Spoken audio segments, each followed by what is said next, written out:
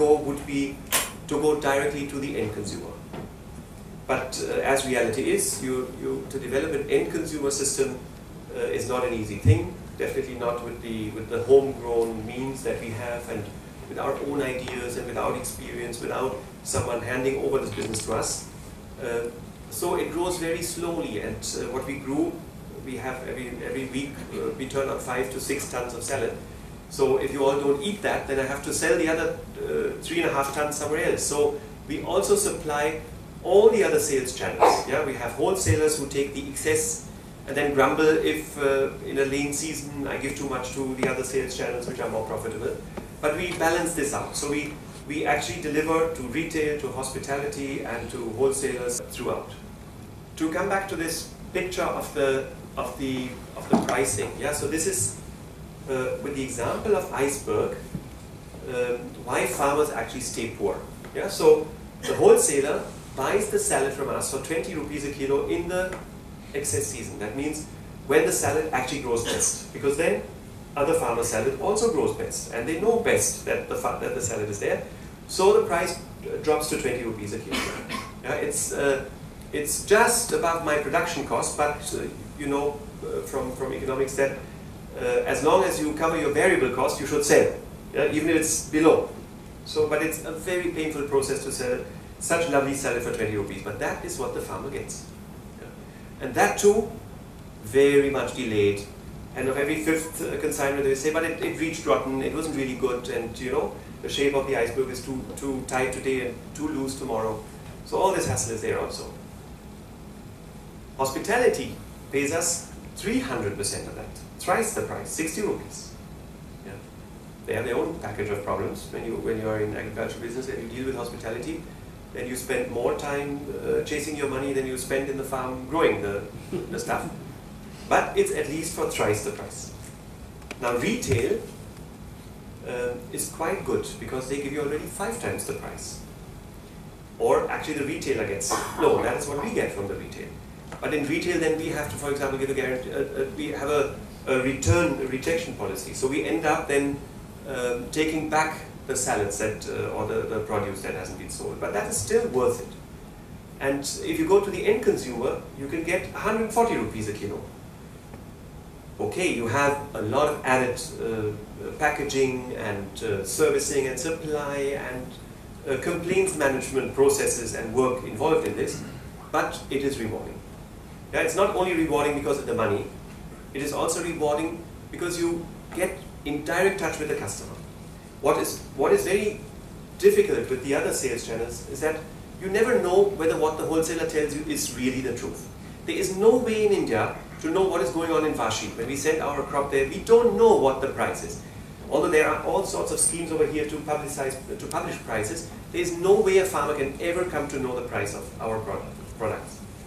And you're fully on the mercy of them. In the home delivery, the customer will call 10 minutes after you've supplied them something wrong, or when they find something somewhere cheaper. Yeah? So this feedback it's not always nice. Yeah? It's sometimes painful, but it helps us becoming better, and it is so direct. It is so truthful. Yeah. So I enjoy this a lot. So go ahead. Tell us the challenges of the business. Yeah, there's actually many challenges. But I mentioned it already, crop fluctuations is the least. But I mean, it fluctuates so much that from 5 tons a week, if a single hailstorm comes and it takes 5 minutes, it goes down to 50 kilos. Yeah, because those are the 50 kilos which we can turn to mixed salad or to salad leaves by throwing away 80% of the salad and just rescuing the inside part and using this. Yeah. So fluctuation is something very horrible in agriculture, and usually if you grow your own produce and you market it, you're in a very difficult situation because you cannot really catch all these fluctuations within your own company. And this is why also the strategy that Benedict forced us to go to diversify helped a lot. Because actually the consumer understands, the end consumer understands that agriculture cannot supply 100% every day.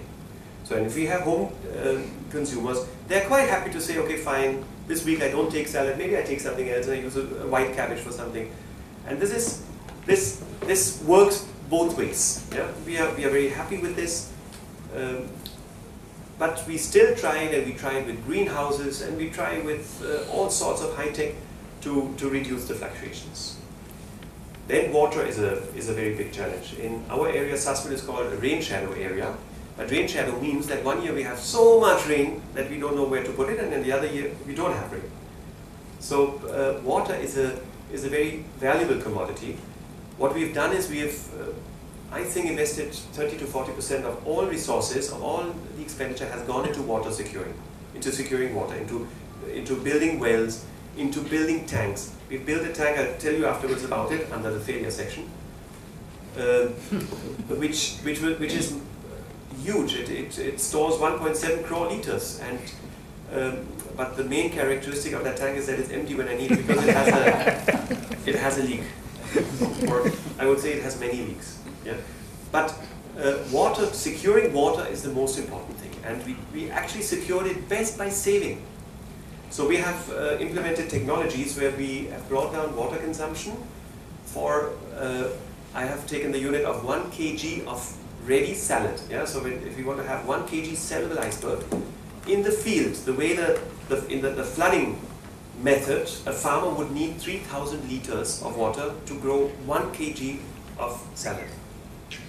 When that farmer, and we do this, and did this initially, uses drip irrigation, where the water is dripped into the root zone next to the salad, in the field we can reduce the water consumption by almost 90% to 300 liters. Oh. Now we've gone a step further, we've gone to use hydroponics. It's a concept wherein in an inert material we use cocoa peat for that. So in an organic medium, we feed the plants inside plastic bags. And each plant has its own little dripper and gets micro-fed water. That means a controller gives the plant thrice a day just 75 milliliters of water with nutrients mixed. And we have brought down the water consumption from 300 liters to 38 liters. Wow. Yeah. Wow. So, I didn't invent that. So it also becomes much cheaper, and we could bring the cost down. So water, I would say, from the saving point is very much in the green area. I don't think we can go much further. But what the water supply is concerned, we currently use 3 lakh liters, 300,000 liters every day of water, and that is a lot. Right now it's nothing. Our wells don't even show anything if we pump 24 hours. But in the dry season, the wells go dry. And then, if we don't have storage, then our salads stay very, very small. Weather I already spoke about, but then the next big, very big challenge are the diseases. It is incredible to see that not only the consumers love our salads, but the insects and the pests and the funguses, and whatever lives on this earth loves it even more, and it's there much earlier. Yeah. And in a scenario where around you there's only barren land and everything is dry in the dry season, and then they see that one green field out there, you can imagine what happens. So it is incredible. You know, initially we were organic. When we grew for ourselves only, we were organic. We didn't use sprays or chemicals, but it was impossible to go through. There's a nice anecdote I can tell.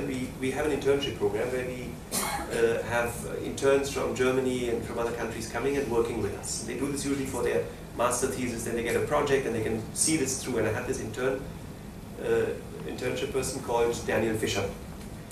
And we have interviews before they come, and then he said, "But you guys are using chemicals, I heard." I said, "Yes." He said, "No, that's not good." I said, "Yes, I know it's not good, but how can we do this?" No, he said, "No, when I come, I will teach you how to not use chemicals in your greenhouse and on your fields." I said, "You're very welcome. Please come."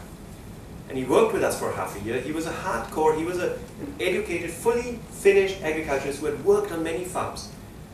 And he took over the health section on the farm, and he made many improvements because he taught us how to use the minimal amount of chemicals. He taught us how to use non-chemical ways of catching flies and this and that and whatever. But when he parted, he said he had never seen